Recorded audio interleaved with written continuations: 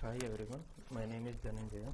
Welcome to Kazan's presentation on autism spectrum disorder classification. This presentation is part of deep learning coursework at IIT Mandi. We are group number 2. Our project is autism classification using deep learning techniques. Our group consists of 3 members, myself Dhanunjaya, Hritik, Gupta and Sabin, Kafley. In our previous presentation, Hritik has spoke about problem statement, motivation, related work and data set, like from where we have got this data set and how many subjects are there in this data set. Mostly he spoke about what we are doing and why we are doing. Today we will talk about how we did and what are the challenges we have faced and the different approaches we have tried to overcome these challenges. And I will conclude with the demo followed by results comparison. Though we discussed in detail about overview and motivation in our previous presentation, I will brief them in a couple of minutes, then we can proceed with the how part.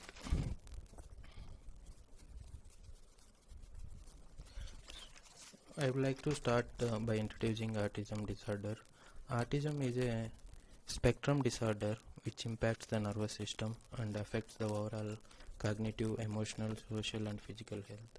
Common symptoms are difficulty with communication, difficulty with social interaction, obsessive interest and repetitive behavior. As of 2015, autism is estimated to affect 24.8 billion people. If we see diagnosis method, mostly they used clinical interviews and behavioral observation for detecting this kind of disorder. This is the place where we are interested in. Instead of these traditional diagnosis methods, we are interested in proposing a deep learning model for detecting autism based on fMRI brain scans.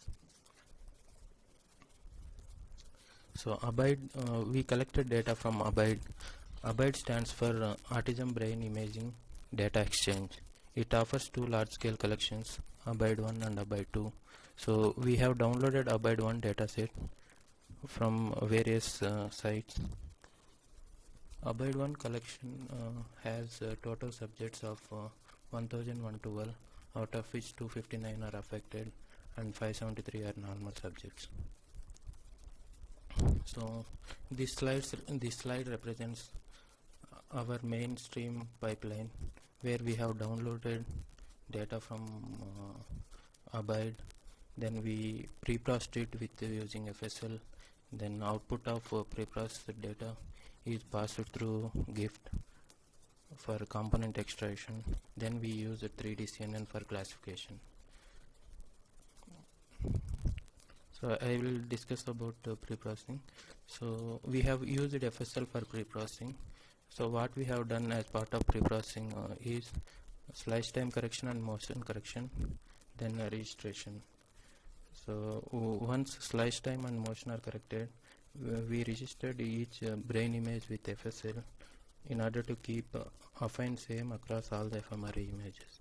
The output of this pre-processing is passed through GIFT tool. GIFT stands for Group ICA of fMRI Toolkit. GIFT is an application developed in MATLAB that enables group inference from fMRI data using independent component analysis. So we have collected the pre-processed data and we grouped them into normal and patient. So once we grouped the data into normal and patient, we applied group level analysis on normal as well as patient. So while doing group level analysis, we went with all default values provided with the GIFT except below 2. Number of ICs we set it to 2 and algorithm for ICA is Infomax. The top image shows the single component of GIFT. So GIFT's post group level analysis, it generates number of output files, out of which 3 are group level files, namely aggregate component ICA, mean component ICA and standard component IC. These three files carries the group level information. Along with these three files, it generates a single file for each subject. For each subject, and it consists of 20 components. So post gift, we have extracted single component from all subjects, and we have trained a 3D CNN for 2 class classification. So when I say we extracted single component from all subjects, what actually we mean is, as we have 20 components for each subject, for each component, like a 0th component, 1st component and 2nd component, we have trained a different 3D CNN. So we extracted that first component from all the subjects, and we have trained one 3D CNN for classification. Then we extracted all the second component from all the subjects, and we have trained a different 3D CNN for classification. Like that, for 20 components, we have trained 20 different 3D CNNs. This slide shows the classification accuracies for each component. So as you see, we got pretty much very good accuracies. Almost all of them are close to 95. So the problem with this approach is, though we are getting high accuracies, we don't have a proper justification. When I say proper justification, in order to confirm that whether that image correspond to control or patient, we look for DMN network, which stands for default mode network. If we are able to, when we visualize a component, if we are able to see this default mode network, then we can confirm that this component belongs to patient subject. But when we visualize the gift output, we are not able to see this default mode network. So though we are getting high accuracy, we had to move away from this approach. Then we tried different approach, where this time we took 3D MRI data and applied brain extraction followed by registration, and then we split the data into 70% train, 15% test and 15% validation. And then we trained a 3D autoencoder to extract important features. Post training autoencoder, we have detached the decoder part and added 2 more FCs for classification, and we trained this classification network. So with this 3D autoencoder and 3D CNN, we didn't get appreciable results. Classification accuracy was around 56% on validation data, and it was not changing while training. For each approach it was same. So basically the model is not learning anything. So we have to move away from this approach as well.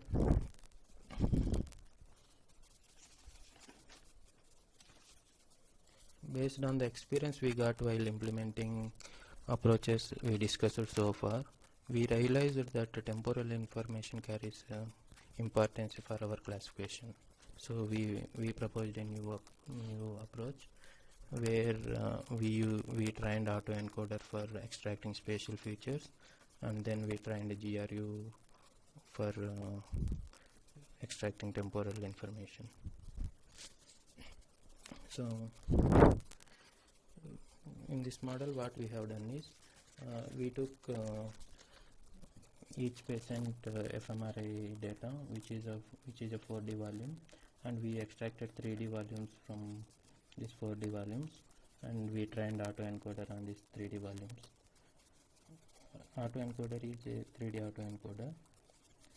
So latent vector is of shape 4x4x by 64. So when we flatten it, we'll get a 1D vector of 4096 size. So once we train autoencoder, we detached the decoder part and we added a flatten layer to encoder. So when we pass this 4D data, we get let's say 4D data has 320 slices. When we pass this 4D data as a whole, we get output of say number of slices into 4096. Now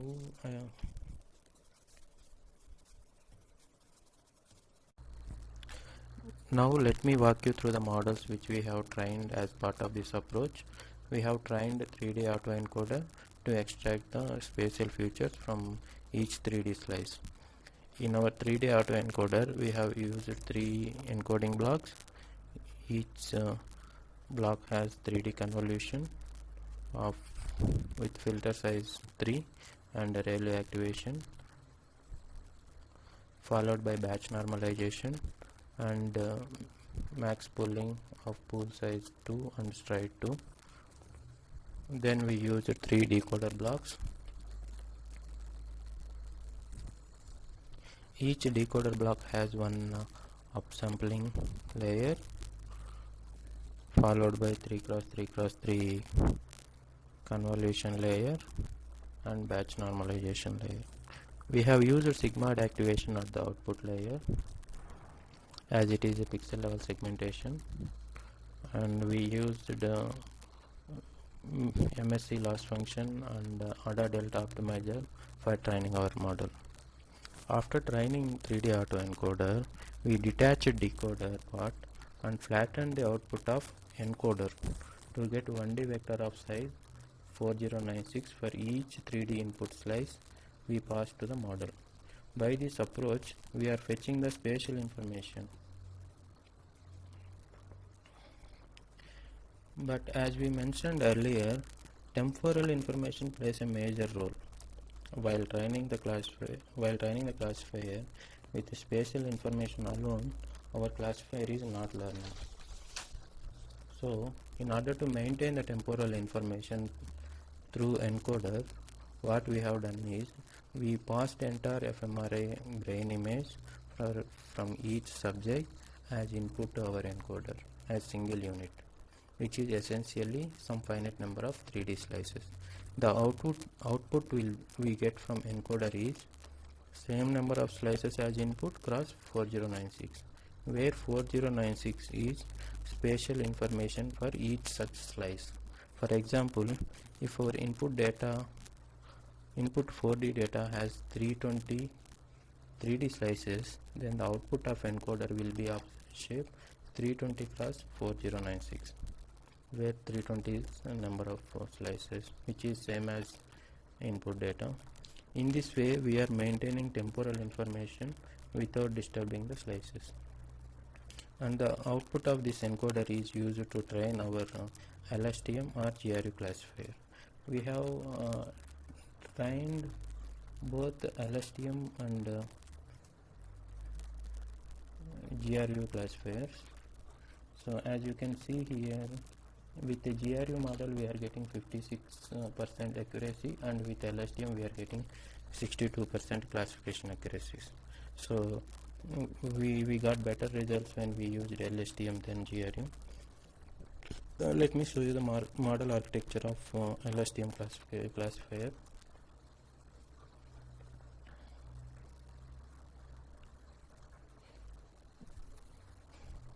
While training LSTM, we have used 3 convolution layers with filter size 1x3 before passing data to LSTM layers. The reason why we used 1x3 filter is we don't want to disturb the temporal structure before passing to LSTM. So we have used 1 across that dimension, and essentially we are reducing the size, reducing or aggregating the spatial information before passing it to LSTM. And these convolutions are followed by max pooling, dropouts, 3 LSTM layers and a few FC layers. And we have used a binary cross entropy loss function and an ADAM optimizer with learning rate 0.01 for training our model.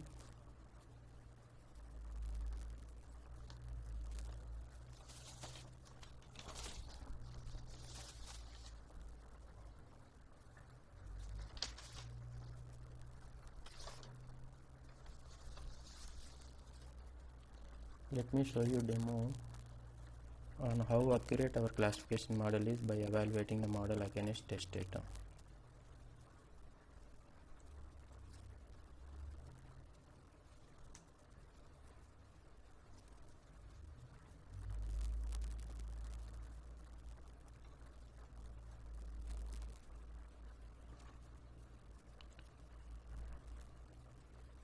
So we are getting 61.67 classification accuracy. So our model is around 62% accurate. I want to mention a few observations here. Though we are capturing both the temporal and spatial information, our model is still not that great, though it is good enough for autism classification. So we want to know why this is happening. To understand that, we have captured the layer activation for patient and normal at 3 layers: encoder output layer, first LSTM layer, and second LSTM layer. As you can see, this is for encoder output layer for both the control subjects and affected subjects. As you can see, these layer activations are almost similar. They are very close to each other.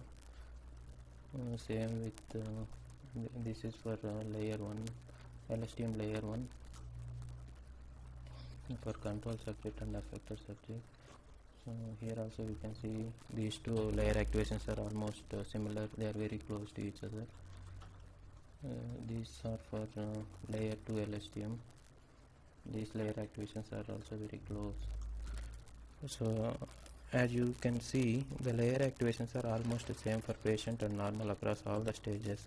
So we observe that interclass variation is very less. That is the reason for not getting so good accuracies. One more important thing that we observed is the state-of-the-art classification model for autism classification are trained on pre-processed 1D time series data, which is 1D time series data. They are getting 70% classification accuracy. They are not trained on actual 4D data. But in our case, we used 4D data instead of 1D data to maintain spatial and temporal structure. So